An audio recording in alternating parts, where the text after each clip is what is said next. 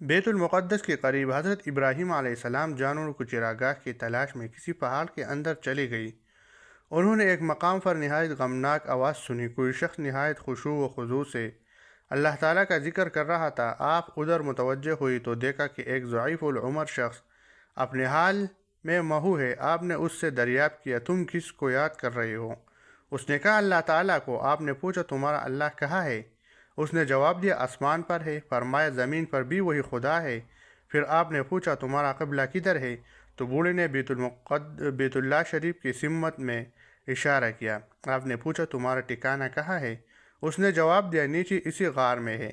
حضرت ابراہیم علیہ السلام نے بوڑھے کا ٹھکانہ دیکھنے کی خواہش ظاہر کی تو بوڑھے نے کہا، وہاں جانا محال ہے، کیونکہ راستے میں گہری ندی پھلتی ہے جسے عبور نہیں کیا جا سکتا۔ حضرت نے فرمایا، تم کیسے پہنچ جاتے ہو؟ تو اس نے جواب دیا، خرق عادت یعنی کرامت کے طور پر چلا جاتا ہوں، اور میرے پاؤں تک بھی نہیں بھیگتی۔ آپ نے فرمایا، چلو ہم بھی اسی طریقے سے چلتے ہیں۔ جو اللہ تیرے لیے پانی کو مسخر کرتا ہے وہ میرے لیے بھی کر دے گا۔ چنانچہ دونوں چل دیے۔ غار میں اترے تو آگے ندی تھی۔ اللہ تعالیٰ کے حکم سے اسے عبور کیا اور آپ کے پاؤں تک نہیں بھیگے۔ پانی کے نیچے آپ اس شخص کی عبادت خانے میں پہنچے تو دیکھا کہ اس کی عبادت خانے کا رخ واقعی بیت اللہ شریف کی جانب تھا۔ آپ بہت خوش ہوئی کہ اللہ تعالیٰ کی مخلوق میں یہ بندہ خدا پرست ہے۔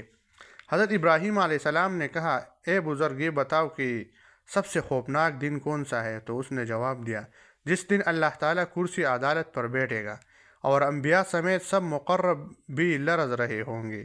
حضرت ابراہیم علیہ السلام نے فرمایا، دعا کرو کہ اللہ تعالیٰ ہم دونوں کو اس دن کے خطرات سے محفوظ رکھے۔ بوڑھا کہنے لگا کہ مجھے دعا کرتے ہوئے 3 سال ہو گئی مگر میری دعا قبول نہیں ہوئی۔ آپ نے پوچھا کہ تمہاری کون سی دعا قبول نہیں ہوئی؟ اس نے کہا، میں اس پہاڑ میں گیا تو مجھے ایک نوجوان ملا جس کے بال بکھرے ہوئے تھے۔